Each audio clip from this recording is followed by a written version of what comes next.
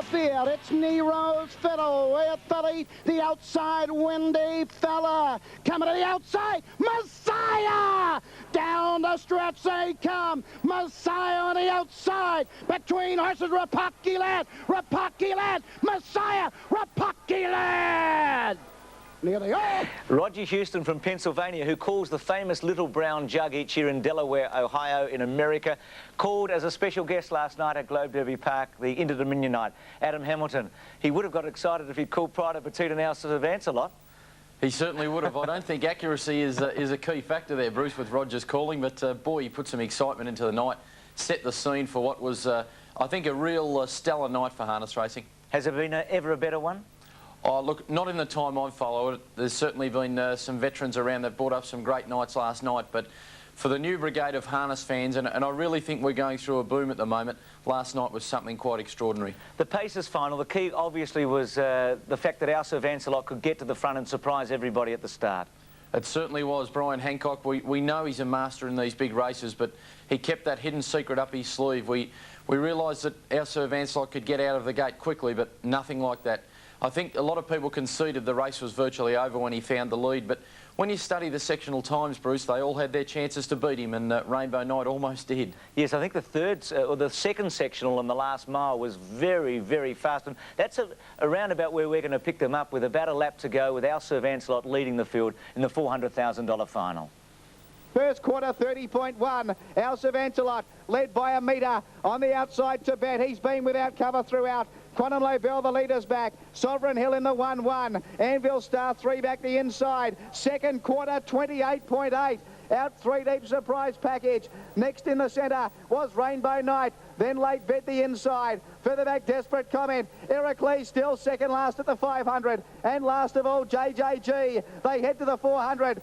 Sir Lancelot led by 2 metres. 2 to bet. No run for Quantum Lobel. Out 3 deep, Sovereign Hill. Hancock goes for home on Sir Lancelot. It got 5 metres in front of Tibet. Then Quantum Lobel. Late bet sticking to the inside. Heracles not in the race. There is no race. Sir Lancelot raced away on the turn. 10 metres in front. Sovereign Hill gets to second. Wide out Heracles late. Sir Lancelot well clear.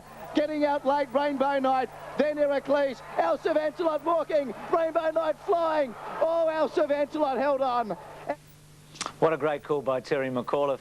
Brian Hancock's known for being arguably the best driver, a patient driver. Do you think he made a mistake in winning last night? Well, Brian, in his own words, said he said it was a bit of a lairish drive, something you probably expect from the late great Vinnie Knight. He said, "Oh gee, that last 80 metres felt like I was running in a Melbourne Cup." He said, "Every stride I felt it, and I thought if I get beaten on this one, I'm never going to forget it." But it's the 4th Interdominion winner that Brian's been associated with, the 3rd winner that he's driven, and he truly is the Bart Cummings of harness racing.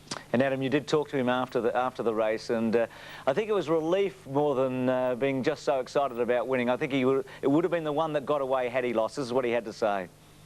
Broke a track record, but I blame myself enough. He got beat tonight. I only have myself to blame. He felt that good turning for home that I said let's just slide, but he got really tired. He just tried his guts out, you know. And that's why I said early in the week that if I need him, he'd stand up for him, you know. But I think the real horse stood up tonight. He's only led in his race about 3 times, I think, and he just sort of that relaxed enough. But you know, and Tibet's a bugger of a horse. He just gets at you where you shouldn't be, you know. So he's just done a great job tonight. I think Adam, the perfectionist in Brian, was coming out there. He'll celebrate later on. It was a night of firsts, wasn't it? 3 times for Hancock as a driver.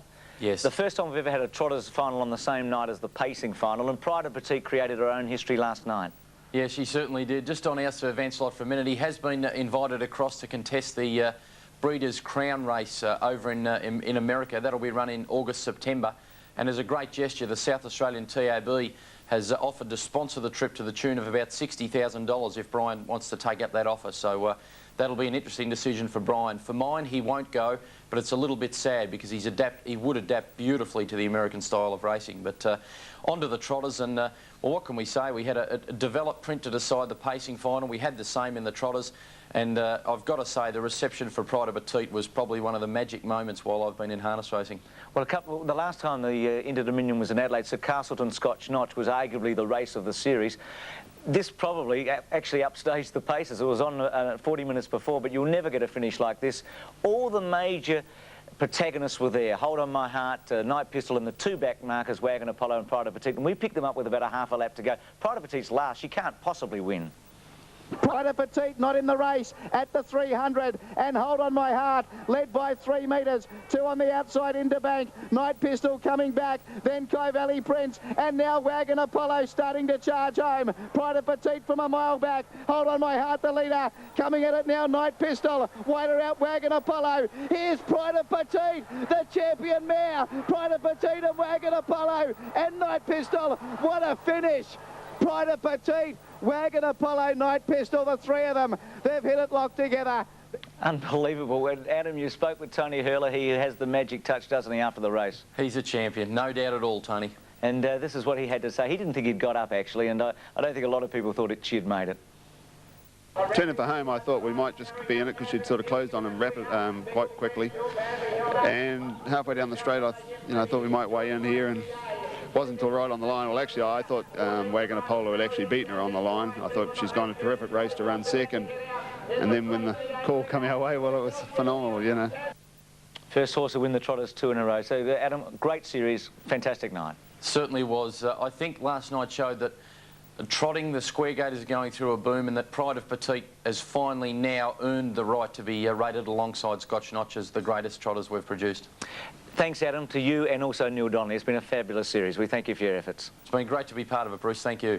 From the Herald Sun in Melbourne, Adam Hamilton. A break on Sports. We'll be back with more after this. So much more still to come on Sports World. Stick around, because the king of AFL is dropping in. Boomerang throwing, of course. And the Sam and Susie show, set for Sweden.